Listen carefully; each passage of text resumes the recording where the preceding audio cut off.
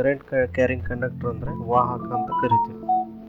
ಈ ವಾಹಕದಲ್ಲಿ ಎಲೆಕ್ಟ್ರೋಮ್ಯಾಗ್ನೆಟಿಸಮ್ನ ಒಂದು ಸ್ವರೂಪ ಅಥವಾ ವಿದ್ಯುತ್ ಕಾಂತೀಯ ಒಂದು ಸ್ವರೂಪ ಯಾವ ರೀತಿ ಇರುತ್ತೆ ಅಂತ ನಾವಿಲ್ಲಿ ಡಿಸ್ಕಸ್ ಮಾಡ್ತೀವಿ. ಇವಾಗ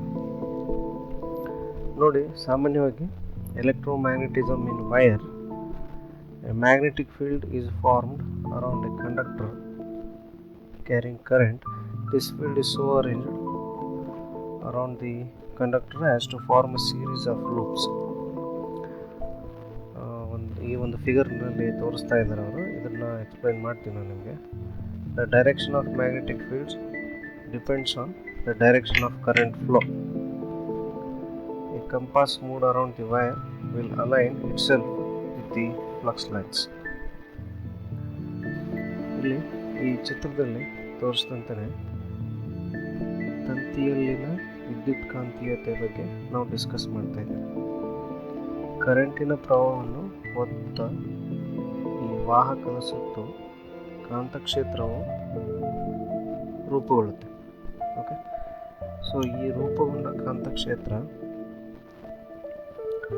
ಒಂದು ಕುಣಿಕೆಗಳ ಒಂದು ಸರಣಿಯ ರೂಪದಲ್ಲಿ ವಾಹಕದ ಸುತ್ತಲೂ ಅದು ಜೋಡಿಸಲ್ಪಡುತ್ತೆ.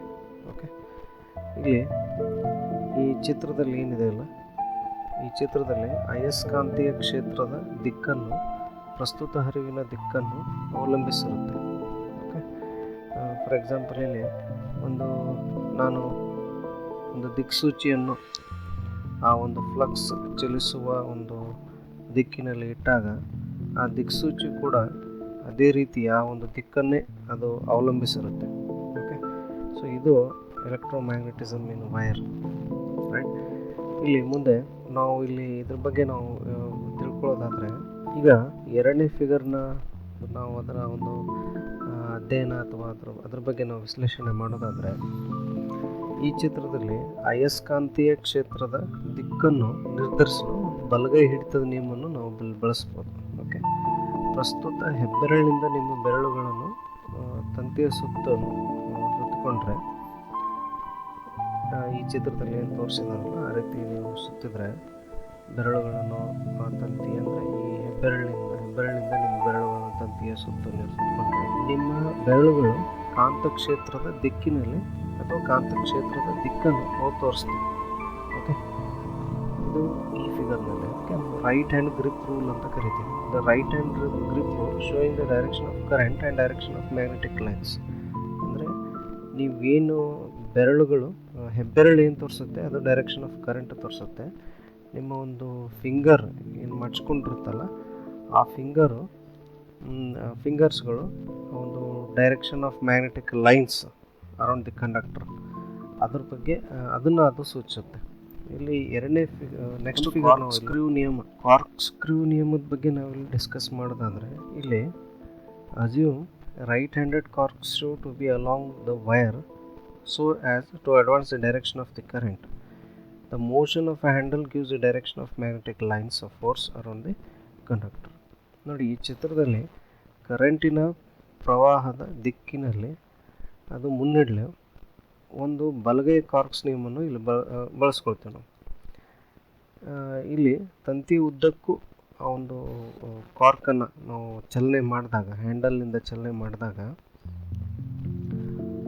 ವಾಹಕದ ಸುತ್ತ ಕಾಂತೀಯ ಬಲದ ರೇಖೆಗಳ ದಿಕ್ಕನ್ನು ಅದು ನೀಡುತ್ತೆ. ಓಕೆ, ಅದನ್ನು ಯಾವ ರೀತಿ ತಿರುಗಿಸ್ತೀನಲ್ಲ ತಿರುಗಿಸಿದಂತೆ ಆ ಒಂದು ವಾಹಕದ ಸುತ್ತು ಕಾಂತೀಯ ಬಲದ ರೇಖೆಗಳ ದಿಕ್ಕನ್ನು ಅದು ನಮಗೆ ಕೊಡುತ್ತೆ. ಓಕೆ, ಸೊ ಇದು ಈ ಒಂದು ಕಾರ್ಕ್ಸ್ ನಿಯಮ ಆ ದಿಕ್ಕನ್ನು ಅಂದರೆ ಕಾಂತೀಯ ಬಲದ ದಿಕ್ಕನ್ನು ನಾವು ನೋಡೋಕ್ಕೋಸ್ಕರ ನಾವು ಈ ಕಾರ್ಕ್ಸ್ ನಿಯಮವನ್ನು ಬಳಸ್ತೇವೆ. ಅಂದರೆ ಯಾವ ರೀತಿ ಅದನ್ನು ಡೈರೆಕ್ಷನ್ ನಾವು ತಿರುಗಿಸ್ತೀವಿ, ರೈಟ್ ಹ್ಯಾಂಡೆಡ್ ಹ್ಯಾಂಡಲ್ನ ತಿರುಗಿಸ್ತೀವಲ್ಲ ಅದು ಡೈರೆಕ್ಷನ್ ಆಫ್ ಲೈನ್ಸ್ ಆಫ್ ಫೋರ್ಸನ್ನು ಅದು ಇಂಡಿಕೇಟ್ ಮಾಡುತ್ತೆ. ನಾವು ಯಾವ ರೀತಿ ತಿರುಗಿಸ್ತೇವಲ್ಲ ಆ ರೀತಿ. ಓಕೆ, ಇದು ನೆಕ್ಸ್ಟು ಇದು ಕಾರ್ಕ್ಸ್ ನಿಯಮ ಆಯಿತು. ಮುಂದೆ ಪ್ಯಾರಲಲ್ ಕಂಡಕ್ಟರ್ಸನ್ನು ಪ್ಲೇಸ್ ಮಾಡಿದಾಗ, ಪ್ಯಾರಲಲ್ ಕಂಡಕ್ಟರ್ಸ್ ಕ್ಯಾರಿಂಗ್ ಕರೆಂಟ್, ಅವಾಗ ಏನಾಗುತ್ತೆ, ಕಾಂತೀಯ ಬಲಕ್ಕೆ ಏನಾಗುತ್ತೆ ನೋಡೋಣ. If two wires carrying current in opposite direction are brought close to each other, their magnetic fields will oppose one another. Since the flux lines are going in the opposite direction, the flux lines cannot cross and the fields move the wire apart. Okay, so ಇಲ್ಲಿ ನೋಡಿ ಈ ಒಂದು flux lines right.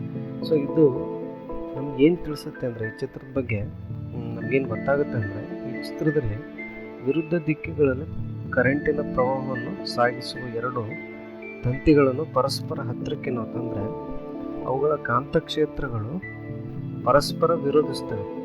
Okay, ಯಾಕೆಂದರೆ flux ರೇಖೆಗಳು ವಿರುದ್ಧ ದಿಕ್ಕಿನಲ್ಲಿ ಹೋಗೋದ್ರಿಂದ flux ರೇಖೆಗಳು ದಾಟಲು ಅಂದರೆ ತಾವು ಅವುಗಳು ಮಾಡಲು ಅಥವಾ ಪಾಸ್ ಮಾಡಲು ಅಥವಾ ದಾಟಲು ಅಂತ ಏನು ಕರಿತೀವಿ ಅವು ಸಾಧ್ಯ ಆಗೋದಿಲ್ಲ.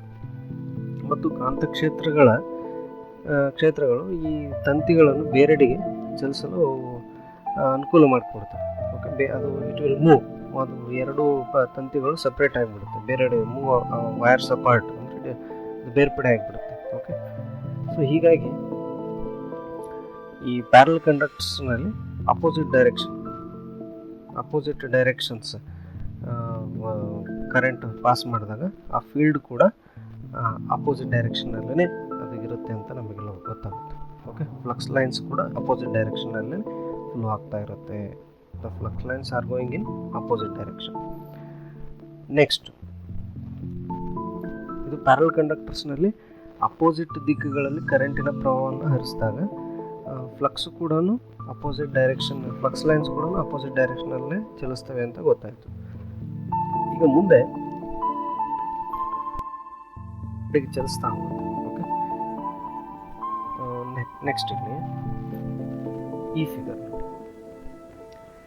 ಫಿಗರ್ನಲ್ಲಿ ಎಲೆಕ್ಟ್ರೋಮ್ಯಾಗ್ನೆಟಿಸಮ್ ಲೂಪ್, ಇದಕ್ಕೆ ನಾವು ಲೂಪ್ ಅಂತ ಕರಿತೀವಿ. ಇದು ಒಂದು ಕುಣಿಕೆ. ಓಕೆ, ಸೊ ಈ ಲೂಪ್ನಲ್ಲಿ ನಾವು ಕರೆಂಟನ್ನು ಪಾಸ್ ಮಾಡಿದಾಗ ಮ್ಯಾಗ್ನೆಟಿಕ್ ವಿದ್ಯುತ್ ಕಾಂತೀಯ ಸ್ವರೂಪ ಯಾವ ರೀತಿ ಇರುತ್ತೆ ನೋಡೋಣ. If the wire is made to form a loop, the magnetic field around the wire will be so arranged that they each flow into a loop on one side and come out on the other side. In the center of the loop, the flux lines are compressed to create a dense and strong field. Okay, so this produces magnetic poles.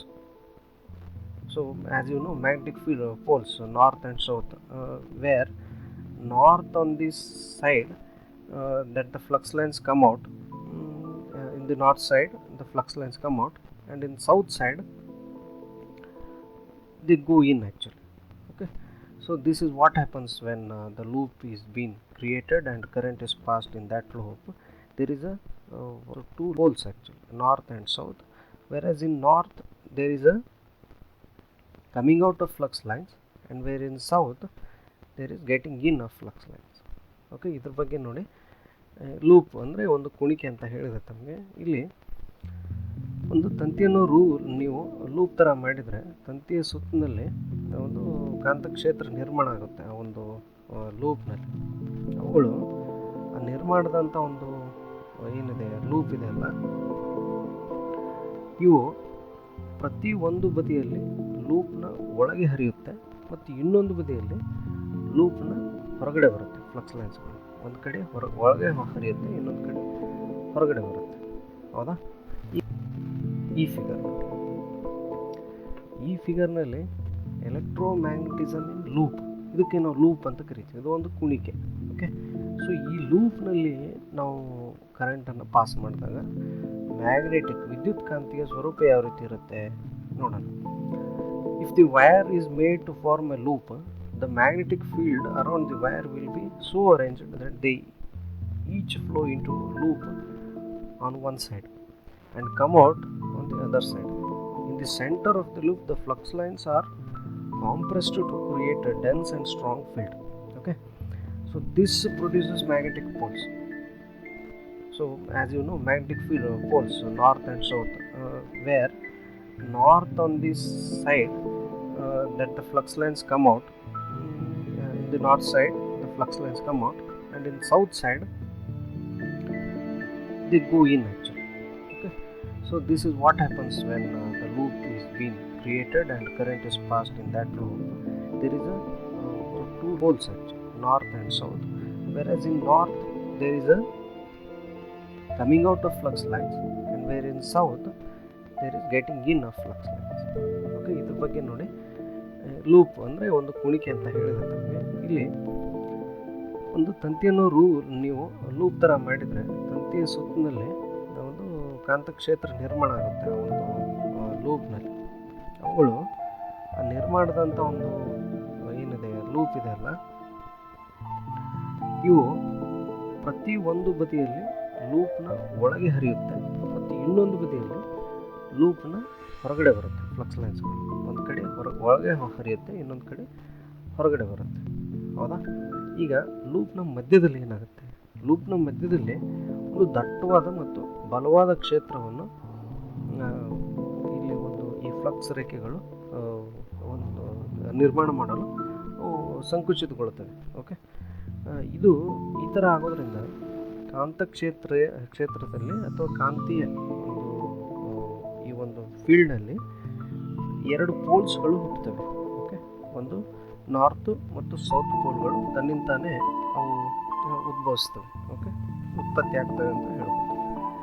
ಅಂದರೆ ಲೂಪ್ನಲ್ಲಿದ್ದಾಗ ನೆನ್ಪಿಟ್ಕೊಂಡು, ಲೂಪ್ನಲ್ಲಿ current pass ಆದಾಗ so ಈ ಪೋಲ್ಸ್ಗಳು generate ಆಗಿಬಿಟ್ಟು okay ಈ ಉತ್ತರ ದಿಕ್ಕಿನಲ್ಲಿ flux ರೇಖೆಗಳು ಹೊರಬರುತ್ತೆ ಉತ್ತರ ದಿಕ್ಕಿನಲ್ಲಿ, ಮತ್ತು ದಕ್ಷಿಣ ದಿಕ್ಕಿನಲ್ಲಿ ಅವು ಒಳಗೆ ಎಂಟ್ರಿ ಆಗುತ್ತೆ.